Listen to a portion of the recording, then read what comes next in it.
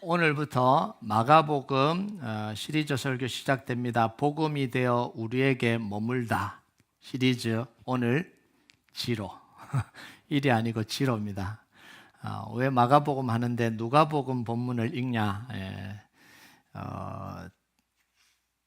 서론을 누가복음 본문으로 시작하려고 합니다. 근데 다음 주부터는 마가복음으로 본문을 선택해서 들어갈 겁니다. 그래서 개관을 좀 하려고 해요. 신약 성경 27권 중에, 신약 성경 27권이란 사실은 다 알고 계시죠? 27권 중에 예수님의 생애에 대해서 직접적으로 기록한 책은 몇 권? 4권입니다. 4권이에요. 이걸 우리를 뭐라고 부르냐면 복음서라고 부릅니다. 이 4권을 복음서라고 부르는 이유는 뭐냐면 하나님의 아들이신 예수님이 인간의 몸을 입고 이 땅에 오신 것 자체가 복음이죠. 그리고 예수님의 삶과 죽음과 부활이 복음의 내용이 되는 거예요. 그래서 복음서라고 부릅니다. 자, 복음서를 기록한 저자들의 이름을 따서 이름을 붙였습니다. 마태, 마가, 누가, 요한 이렇게 붙였어요. 저자가 다르니까 내용도 조금씩 다르겠죠.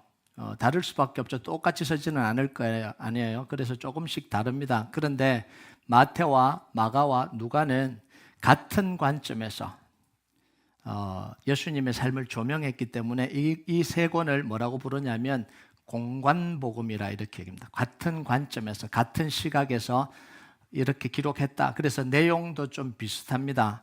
그래서 마태, 마가, 누가는 예수님의 탄생부터 예수님의 십자가의 죽음과 부활까지를 쭉 기록합니다. 물론 마가복음에는 예수님 탄생 이야기가 안 나오죠.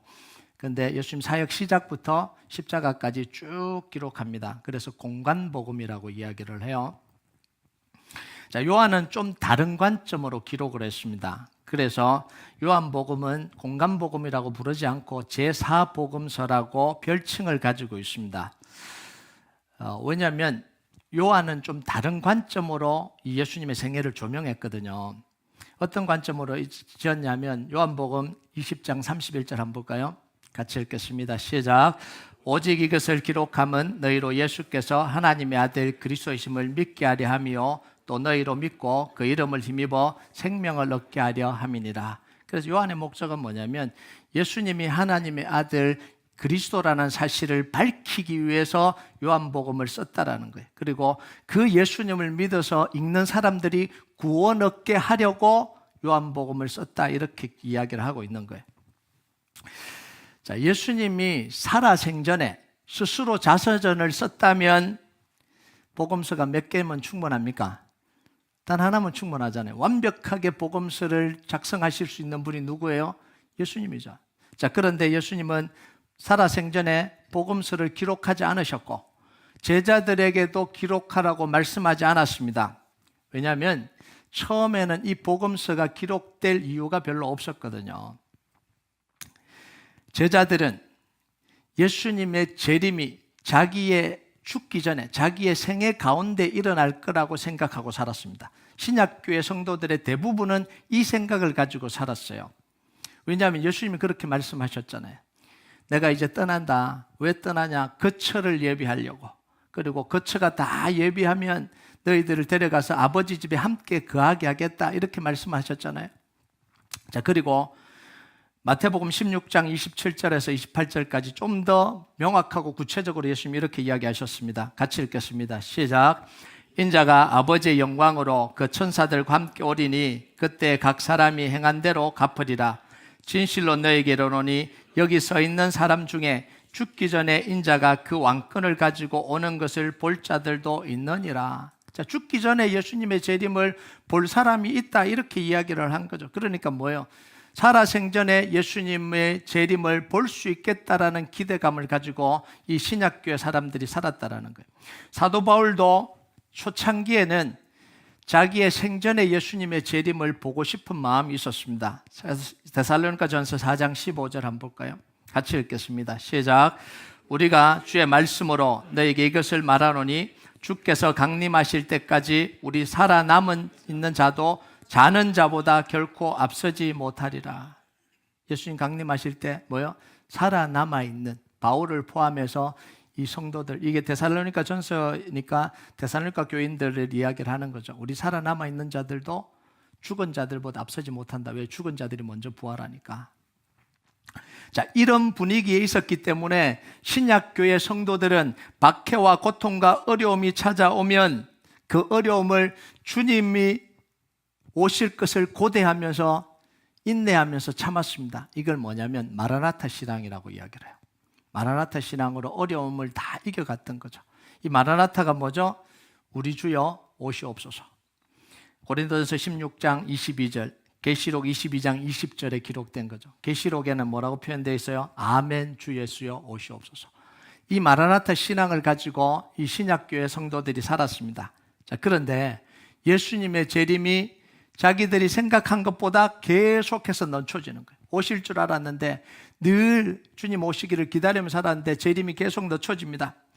예수님의 제자들과 예수님으로부터 말씀을 듣고 또 가르침을 받았던 이 사람들, 이걸 전문적인 용어로는 증인과 목격자라고 이야기를 해요. 이분들이 하나 둘씩 세상을 떠나기 시작했습니다.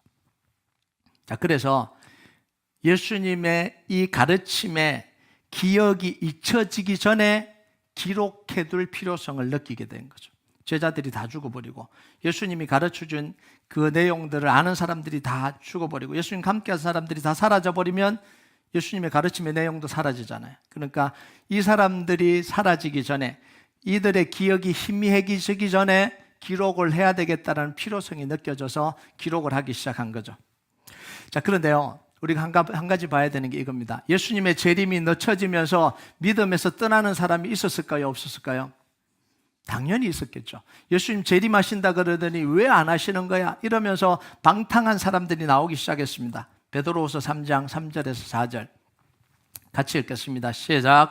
먼저 이것을 알지니 말세에 조롱하는 자들이 와서 자기의 정욕을 따라 행하며 조롱하여 이르되 주께서 강림하신다는 약속이 어디 있느냐? 조상들이 잔 후로부터 만물이 처음 창조될 때와 같이 그냥 있다 하니. 예수님이 재림한다라는데 재림이 어디 있냐라는 거야. 지금까지 안 오는데 무슨 재림이 있냐는 거야. 창조 때부터 지금까지 하늘이 하나라도 변한 게 있냐? 망할, 이 세상이 망한다는 징조가 하나라도 보이냐? 이렇게 이제 조롱을 하는 거죠. 자, 그런데 베드로가요, 예수님의 재림이 지연되는 이유를 우리에게 명확하게 설명을 해줍니다. 베드로후서 3장 8절에서 9절입니다. 같이 읽겠습니다. 시작. 사랑하는 자들아, 주께는 하루가 천년 같고 천년이 하루 같다는 이 한 가지를 잊지 말라. 주의 약속은 어떤 이들이 더디다고 생각하는 것 같이 더딘 것이 아니라 오직 주께서는 너희를 위하여 오래 참으사 아무도 멸망하여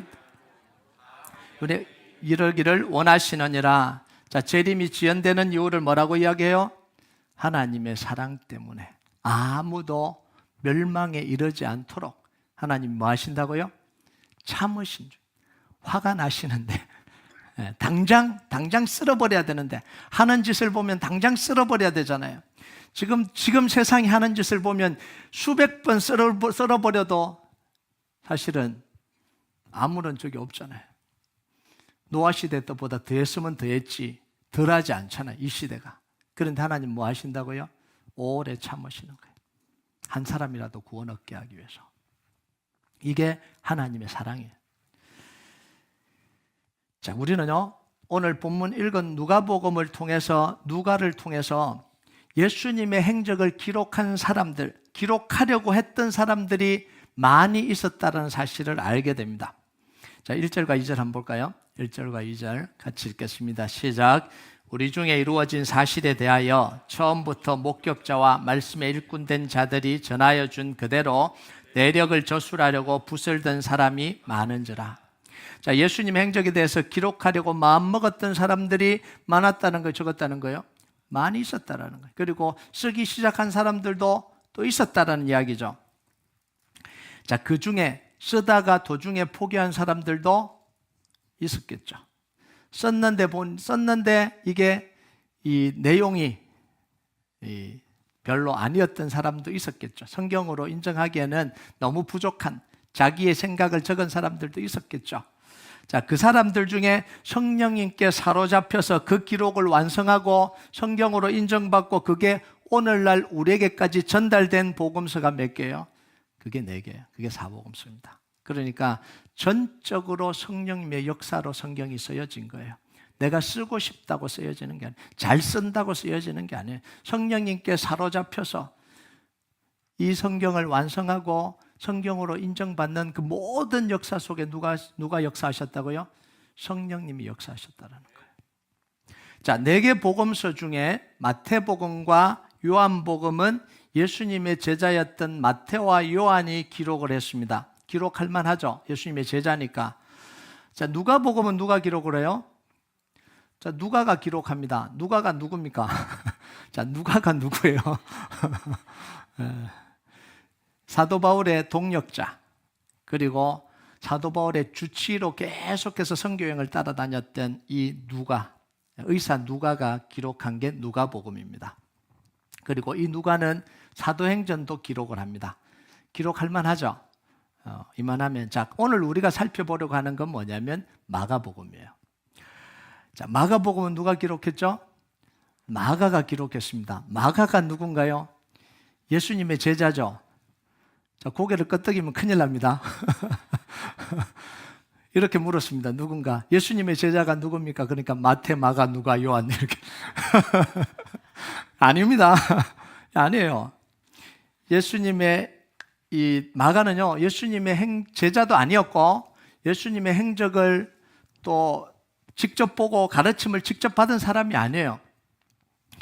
예수님의 공생애를 사시는 그때 이 마가는 10대의 소년이었을 거로 추정합니다. 어린 10대였을 거로 추정을 해요. 자, 그런데 마가의 집은 예수님과 예수님의 제자들과 아주 가까운 사이입니다. 자, 마가의 어머니 마리아가 초대교회의 신앙의 중심의 터전이 어디예요? 마가 다락방. 그 마가 다락방의 주인이 누구냐면 마가의 어머니 마리아예요. 자, 이 마가의 다락방에서 뭐가 일어났어요? 예수님과 제자들과 마지막 만찬이 이 마가의 다락방에서 있었죠. 그리고 오순절날 성령의 역사도 이 마가의 다락방에 120명의 성도들이 모여서 간절히 기도할 때 성령이 임했습니다. 자, 그리고 신약교회에 영향력을 미쳤던, 영적으로 영향력을 가장 크게 미쳤던 지도자 중에 한 사람이 누구냐면 바나바예요. 바나바. 잘 알죠? 바나바가 누군지. 바나바는 초대교회 때, 신약교회 때 자기 밭을 팔아서 다 나누고 교회를 섬겼던 사람이 이 바나바잖아요. 출신은 레위 지파 출신입니다. 그러니까 굉장히 그 가문이 있는 지파 출신이죠. 그리고 안디옥 교회가 세워졌을 때 초대교회, 예루살렘 교회에서 초대 목회자로 파송한 사람이 누구냐면 바나바예요. 그러니까 굉장히 영향력 있는 사람이었죠. 그리고 바울을 세웠던 사람이 누구냐면 이 바나바예요. 예수님을 또 예수 믿는 사람을 박해했다는 그 이력 때문에, 과거 이력 때문에 회심했는데도 불구하고 제자들도 사람들도 아무도 이 바울과는 상종을 안 하려고 그랬습니다. 그래서 고향으로 낙향을 했습니다. 그런데 그 고향까지 찾아와서 이 사울을 데리고, 사울이나 바울이나 똑같습니다.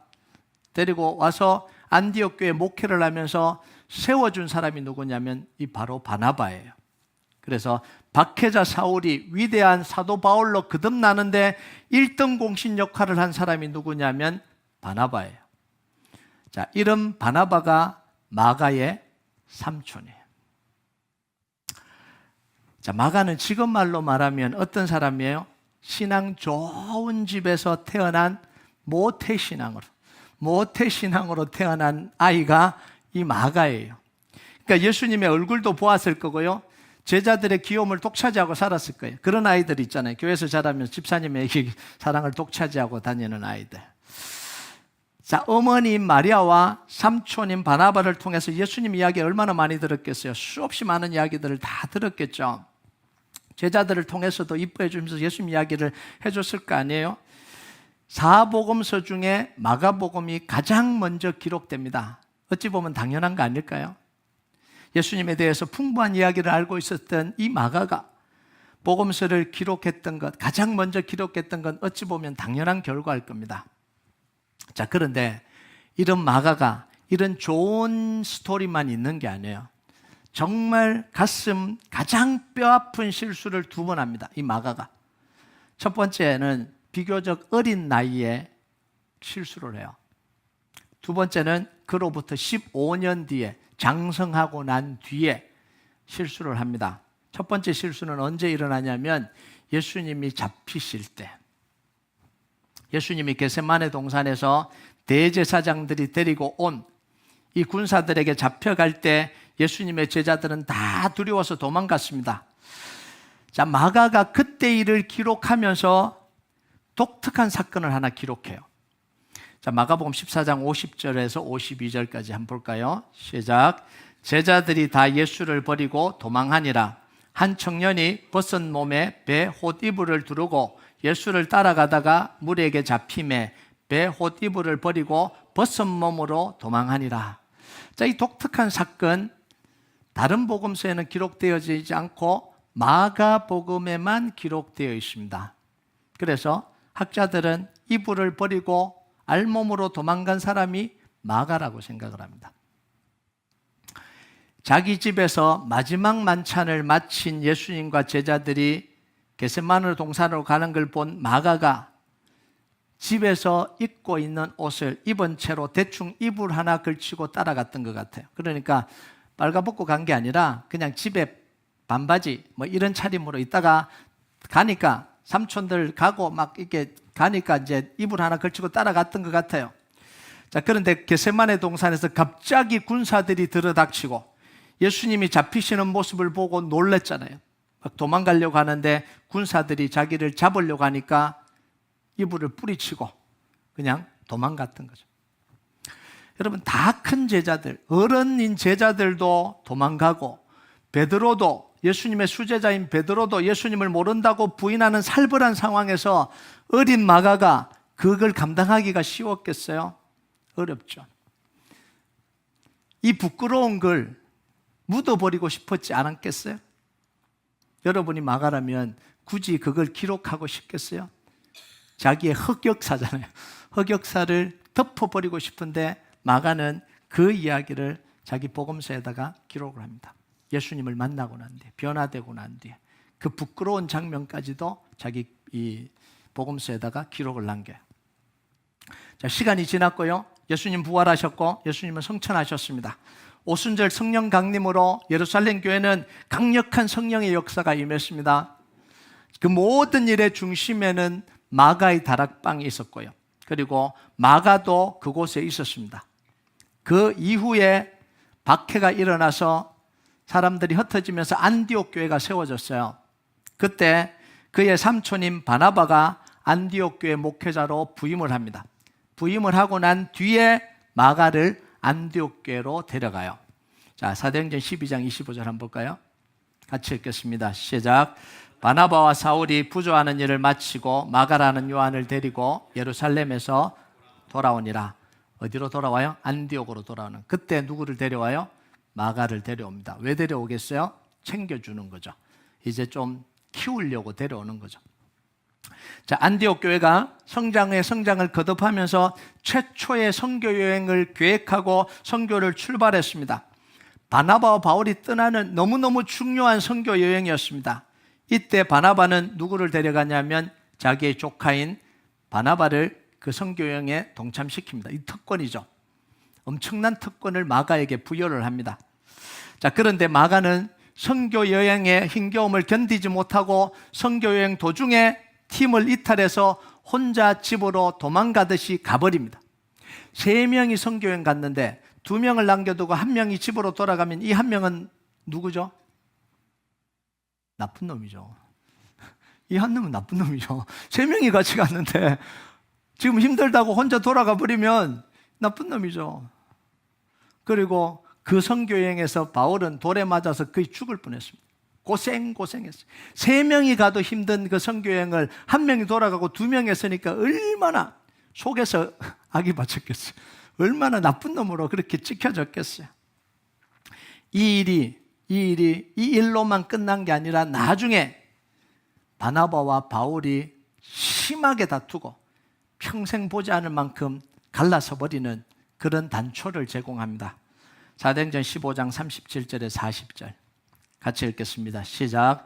바나바는 마가라는 요한도 데리고 가고자 하나 바울은 밤빌레아에서 자기들을 떠나 함께 일하러 가지 아니한 자를 데리고 가는 것이 옳지 않다 하여 서로 심히 다투어 피차 갈랐으니 바나바는 마가를 데리고 배 타고 구브로로 가고 바울은 실라를 택한 후에 형제들에게 주의 은혜의 부탁함을 받고 떠나. 자, 마가가 사고를 쳐도 제대로 친 거죠. 이 정도 사고 쳤으면 제대로 친 거예요. 여러분, 죽도록 고생하고 선교행에서 돌아왔는데 2차 선교행 하러 가는데 바나바가 마가도 데려가자 그러니까 바울이 동의를 하겠어요, 안 하겠어요? 나도 동의 안 하겠어요. 절대 못 데려간다. 절대 못 데려간다. 근데 또 바나바는 또 이 조카잖아요. 조카를 또 어떻게든 또 한번 또 세워보려고 데려가자 그러는데 이게 이제 팡 터져버린 거죠. 자, 이 소문이 안디옥 교회에 났겠어요, 안 났겠어요? 하다가 도망간 놈, 선교하다가 도망간 놈, 이렇게 소문이 났겠어요, 안 났겠어요? 소문이 났죠. 왜 안 났겠어요? 그러니까 삼촌이었던 바나바 외에는 마가를 받아주는 사람이 없을 거 아니에요? 이해하는 사람이 없을 거 아니에요? 마가의 믿음은 대단하지도 못했고 다른 사람을 배려함도 없었고 책임감도 없었던 신앙인처럼 보여지는 게 이게 마가입니다. 자, 마가는 두 번의 실패로 완전히 신앙의 낙오자가 되어버리는 것처럼 보여져요. 자, 그런데 성경에 사라졌던 마가 이름이 다시 등장한 곳이 어디냐면 베드로의 편지에서 다시 등장합니다. 베드로전서 5장 13절 한번 볼까요?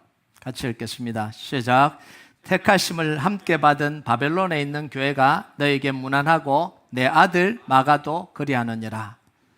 자, 베드로가 편지를 쓰면서 마가를 뭐라고 표현해요? 나의 아들이다 이렇게 표현합니다. 어느 순간 마가는 삼촌인 바나바의 손을 떠나서 베드로 밑으로 가서 훈련을 받았던 것 같아요. 베드로 밑에서 베드로의 설교를 통역하는 역할을 합니다. 시중도 들고 통역하는 역할도 하고 그렇게 열심히 훈련받습니다. 그러면서 베드로에게 훈련받으면서 마가는 신앙적으로 거듭나고 있었던 거죠.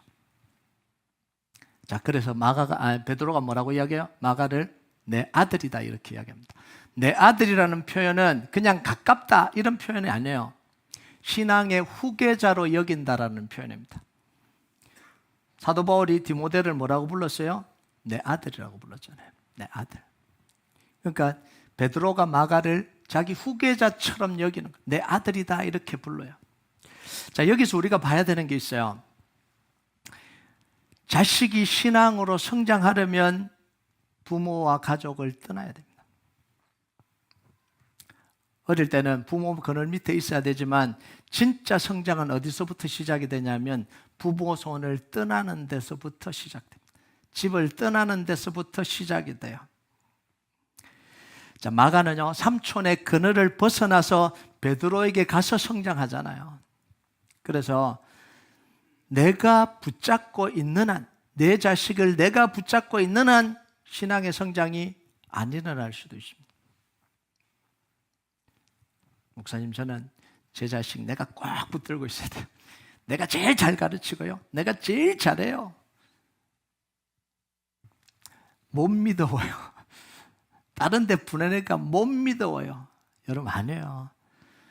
내 손을 떠난다라는 건 뭐냐면 하나님께 맡긴다라는 거예요. 내 자식을 하나님께 맡겨야 성장해요. 내 자식을 하나님께 내놔야 하나님이 그 자식을 다루시기 시작하는 거예요. 여러분, 능력 있고 안 능력 있고 잘 가르치고 못 가르치고는 그렇게 중요한 건 아니에요. 안 중요한 건 아닌데 그렇게 중요한 건 아니에요. 최고의 교육을 시켜주면 신앙이 잘 자랄 거야. 천만에요. 죄송합니다. 이런 표현을 써요. 개떡 같은 사람 밑에 좀 넣어놔야 그때 성장할 때도 있어요. 여러분, 우리 교회 오신 분들, 신앙 좋은 우리 성도님들, 장로님, 권사님, 집사님, 성도님들 중에 이렇게 들어보면 떡 같은 목회자들 밑에서 아주 혹독하게 훈련받았던 분들이 많이 있어요. 그잖아요. 좋았겠어요? 힘들지만 그 속에서 성장이 이루어지는 거야. 그러니까 맡겨두세요.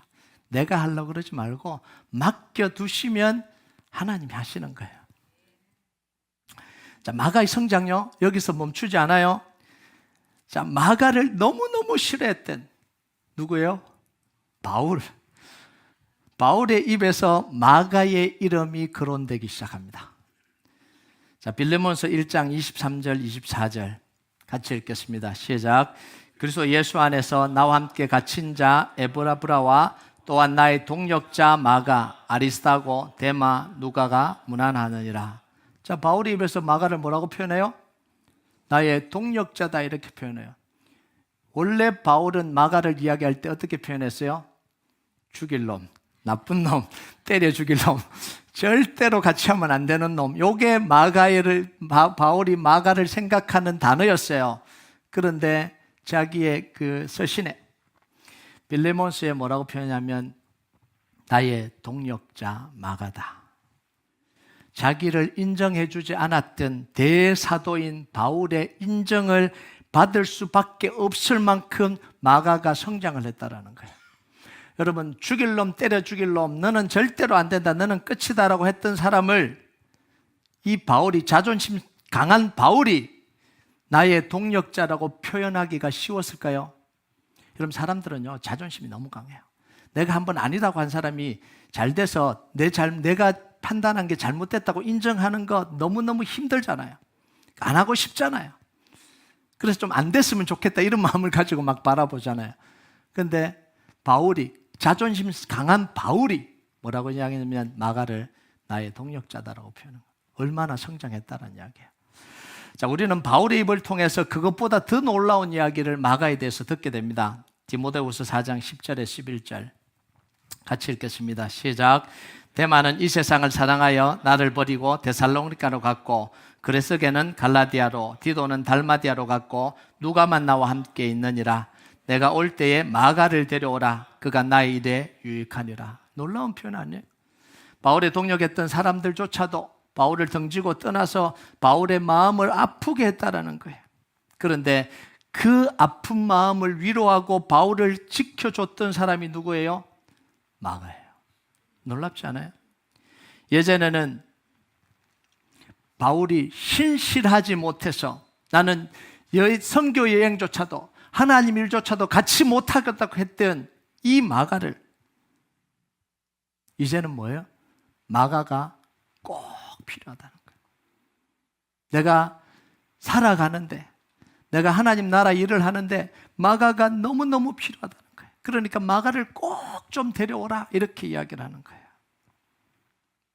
마가는요, 포기하고 떠나는 자였잖아요. 그런데 이제는 뭐예요? 지키는 자로, 누군가를 지키는 자로. 마가는 내가 힘들기 때문에 다른 사람을 포기하고 떠났습니다. 다른 사람이 힘들든 말든 포기하고 떠났어요. 그런데 이제 말년에는 뭐예요? 힘든 사람, 아픈 사람, 어려운 사람을 지키는 자로 세워진 거예요. 힘들게 하는 자였는데 힘을 주는 자로 바뀌어졌잖아요. 마가의 이런 변화가 어떻게 일어났을까요? 어머니가 기도가 있었겠죠. 어머니 마리아의 정말 눈물의 기도가 있었겠죠. 삼촌인 바나바가 정말 그 품고 견뎌냈겠죠. 베드로가 훈련을 시켰겠죠. 그런데 그것만으로 됐을까요? 물론 그게 너무너무 중요하지만 그것만으로는 안 되는 거 우리 너무 잘 알잖아요. 부모가 아무리 한들 그게 되나요? 마가가 부활하신 예수님을 만나면서 일어난 변화입니다. 마가의 어릴 때 신앙은 누구 신앙이었냐면 어머니 신앙이었어요.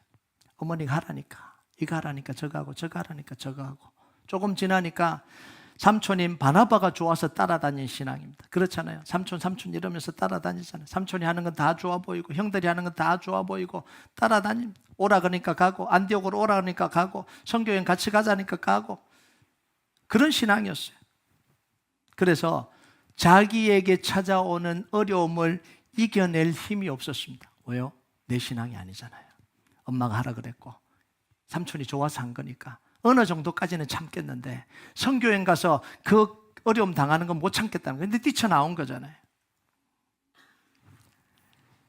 자, 그런데 부활하신 예수님을 만나고 알아가면서 그 신앙이 누구의 신앙이 돼요? 나의 신앙이 되는 거예요.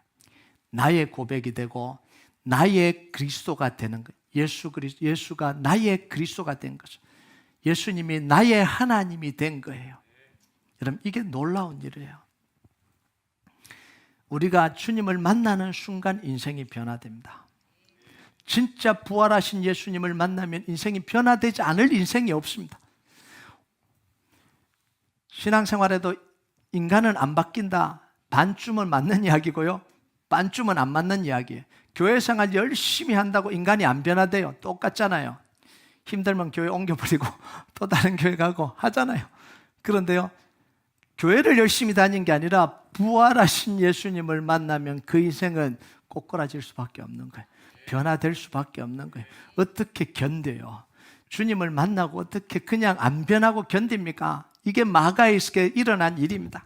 그래서 저는 늘 기도하면서 우리 교회 성도들의 신앙이 교회의 신앙이 아니었으면 좋겠다고 기도합니다. 가지의 신앙이 아니었으면 좋겠다고 기도합니다. 가지의 모임의 분위기가 좋아서, 교회 분위기가 좋아서가 아니라 나의 신앙이 되길 주님의 이름으로 축복합니다. 내가 주님 만나야 돼요. 내가 내 죄를 깨닫고 예수가 그리스도됨을 내 입으로 고백해야 됩니다. 내가 내 스스로 주님이 아니면 안 되고 주님이 나의 주인과 왕이 되어주시지 않으면 내 인생은 끝난 인생이라는 이 고백이 내 영혼으로부터 고백되는 역사가 있길 주님의 이름으로 축복합니다. 여러분, 이런 마가가 예수님에 대해서 기록한 책이 마가복음이에요. 모태신앙으로 태어나서 신앙의 실패를 경험하고 부활하신 예수님을 만나서 믿음으로 세워진 마가가 기록한 책이, 주님에 대해서 기록한 책이, 자기가 만난 예수님에 대해서 기록한 책이 마가복음이에요.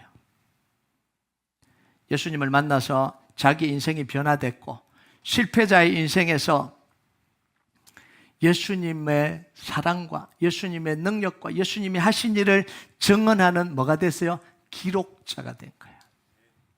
우리는 다음 주부터 이런 마가의 눈으로 보여주는 예수님의 모습을 보게 될 겁니다. 얼마나 풍부하고 무궁무진한 이야기가 그 마가복음 속에 들어있겠어요. 그럼 마가복음이 진행되는 동안 마가가 만난 하나님을 우리도 만나길 주님의 이름으로 축복합니다. 마가가 고백한 나의 구주, 나의 하나님이 되는 그 고백을 우리도 하길 주님의 이름으로 축복합니다. 그래서 여러분들의 교회, 저와 여러분의 믿음의 고백과 신앙이 교회의 신앙도 아니고 가지의 신앙도 아니고 부모의 신앙도 아니고 나의 신앙, 나의 고백이 되어서 복음의 능력으로 살아가는 역사가 있길 주님의 이름으로 축복합니다. 우리 같이 찬양하도록 하겠습니다. 우리가 이 찬양 하나님 앞에 좀 올려드립시다. 마가가 어머니의 신앙으로 시작했다가 삼촌인 바나바가 좋아서 따라다니다가 결국은 예수님 만나고 그 인생의 길을 걸었던 것처럼 우리를 부르신 예수님, 그 주님을 만나서 우리 인생이 누구를 위한가 아니라, 교회를 위한 게 아니라, 다른 게 위한 게 아니라 나를 위해서, 나를 부르신 주님을 위해서 살아가는 그 사명의 길 우리가 걸을 수 있도록 이 찬양 하나님 앞에 같이 올려드리겠습니다.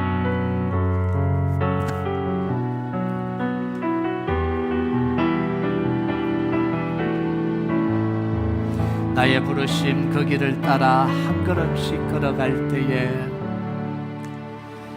나의 부르심 그 길 따라 한 걸음씩 걸어갈 때에, 그 길 끝에 날 맞아 주시느니, 그 길 끝에 날 맞아 주시느니, 하나님의 사랑 예수 그리스도, 나를 부르신 그 사랑의 음성, 나를 부르신 그 사랑의 음성, 내 마음에 들려올 때에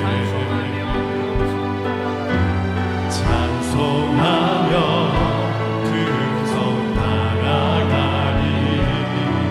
주를 경배하며 달려가리.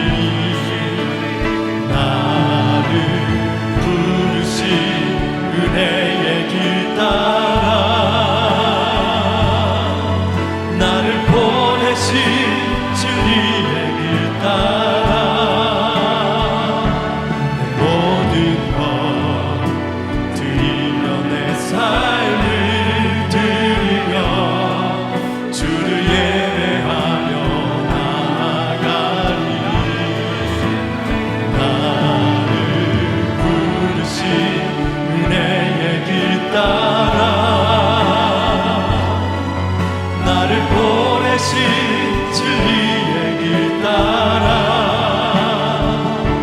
내 모든 것 드리며 내 삶을 드리며 주를 예배하며 나아가리. 그 길 따라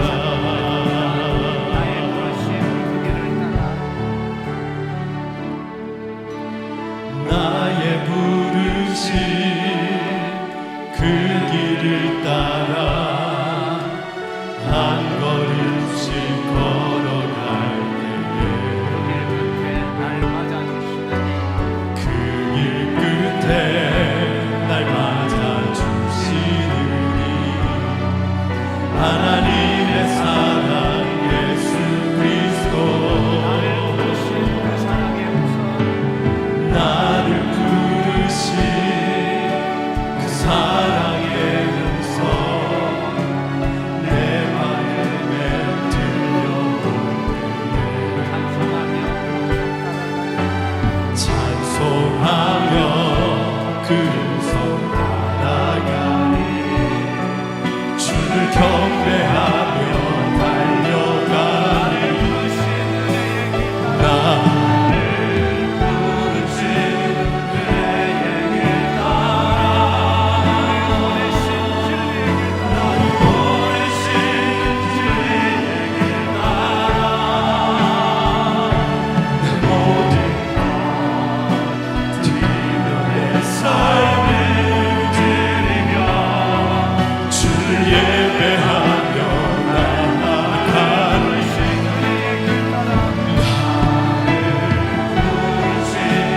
은혜의 길 따라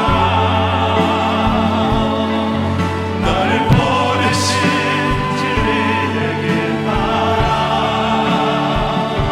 내 모든 것 드리며 내 삶을 드리며 주를 예배하며 나아가리. 나를 부르신 은혜의 길 따라 나를 보내신